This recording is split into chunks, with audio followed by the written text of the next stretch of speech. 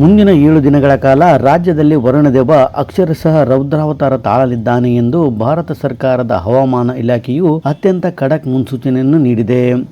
ಪ್ರಮುಖವಾಗಿ ಕರಾವಳಿ ಕರ್ನಾಟಕದ ಭಾಗಗಳಾದ ದಕ್ಷಿಣ ಕನ್ನಡ, ಉಡುಪಿ ಮತ್ತು ಉತ್ತರ ಕನ್ನಡ ಜಿಲ್ಲೆಗಳಲ್ಲಿ ಜೂನ್ 26ರಿಂದ ಜೂನ್ 28ರವರೆಗೆ ಒಂದೆರಡು ಕಡೆಗಳಲ್ಲಿ ಭಾರೀ ಮಳೆಯಾಗುವ ಸಾಧ್ಯತೆ ಇದೆ ಅಂತ ಹೇಳಿದೆ.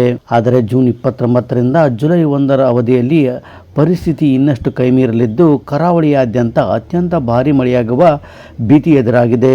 ಇದರೊಂದಿಗೆ ಜೂನ್ 26ರಿಂದ ಜುಲೈ 1ರವರೆಗೆ ಸತತವಾಗಿ ಗಂಟೆಗೆ 30ರಿಂದ 40 ಕಿಲೋಮೀಟರ್ ವೇಗದಲ್ಲಿ ಭೀಕರ ಬಿರುಗಾಳಿ ಬೀಸಲಿದ್ದು ಕರಾವಳಿ ತೀರದ ಜನಜೀವನ ಸಂಪೂರ್ಣ ಅಸ್ತವ್ಯಸ್ತಗೊಳ್ಳುವ ಲಕ್ಷಣಗಳು ಗೋಚರಿಸುತ್ತಿವೆ ಅಂತ ಹವಾಮಾನ ಇಲಾಖೆ ಹೇಳಿದೆ. ಅಷ್ಟೇ ಅಲ್ಲದೆ ಉತ್ತರ ಒಳನಾಡಿನ ಜಿಲ್ಲೆಗಳ ಮೇಲೂ ವರುಣನ ಆರ್ಭಟ ಜೋರಾಗಿರಲಿದೆ ಅಂತ IMD ಹೇಳಿದೆ.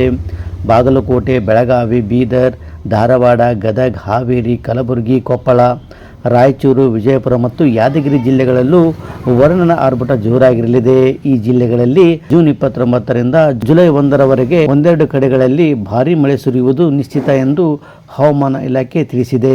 ಇನ್ನು ಜೂನ್ 26ರಿಂದ ಜುಲೈ 1ರವರೆಗೆ ಗಂಟೆಗೆ 30ರಿಂದ 40 ಕಿಲೋಮೀಟರ್ ವೇಗದ ಸುಂಟರ ಗಾಳಿ ಅಂತ ಬಿರುಗಾಳಿ ಉತ್ತರ ಒಳನಾಡಿನ ಜನರನ್ನು ತಲ್ಲಣಗೊಳಿಸಲಿದೆ. ಇನ್ನು ದಕ್ಷಿಣ ಒಳನಾಡಿನ ಕಥೆಯಂತೂ ಹೇಳುತ್ತಿರೋದು. ಬಳ್ಳಾರಿ, ಚಾಮರಾಜನಗರ, ಚಿಕ್ಕಬಳ್ಳಾಪುರ, ತುಮಕೂರು, ವಿಜಯನಗರ, ಕೋಲಾರ, ಮಂಡ್ಯ, ಮೈಸೂರು, ರಾಮನಗರ, ಶಿವಮೊಗ್ಗ, ಚಿಕ್ಕಮಗಳೂರು, ಚಿತ್ರದುರ್ಗ, ದಾವಣಗೆರೆ, ಹಾಸನ ಮತ್ತು ಕೊಡಗು ಜಿಲ್ಲೆಗಳಲ್ಲಿ ಜೂನ್ 29 ಮತ್ತು 30ರಂದು ಅತ್ಯಂತ ಭಾರೀ ಮಳೆಯಾಗುವ ಮುನ್ಸೂಚನೆ ಸಿಕ್ಕಿದ್ದು ಜುಲೈ 1ರಂದು ಸಹ ಭಾರೀ ಮಳೆ ಮುಂದುವರೆಯಲಿದೆ. ಇಲ್ಲಿ ಸಹ ಗಂಟೆಗೆ 30ರಿಂದ 40 ಕಿಲೋಮೀಟರ್ ವೇಗದಲ್ಲಿ ಸತತವಾಗಿ ಗಾಳಿ ಬೀಸಲಿದೆ ಎಂದು ಹವಾಮಾನ ಇಲಾಖೆ ಎಚ್ಚರಿಸಿದೆ.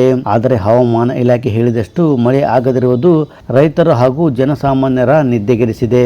ಫ್ರೆಂಡ್ಸ್, ನಿಮ್ಮ ಊರು ಯಾವುದು? ನಿಮ್ಮ ಊರಲ್ಲೂ ಮಳೆ ಆಗಿದೆ ಅಥವಾ ಇಲ್ವಾ ಅನ್ನೋದನ್ನ ಕಾಮೆಂಟ್ ಮಾಡಿ, ಲೈಕ್ ಮಾಡಿ, ಶೇರ್ ಮಾಡಿ ಹಾಗೂ ಹೆಚ್ಚಿನ ವಿಡಿಯೋಗಳಿಗಾಗಿ ತಪ್ಪದೆ ನಮ್ಮ ಚಾನಲ್ ಸಬ್ಸ್ಕ್ರೈಬ್ ಮಾಡಿ.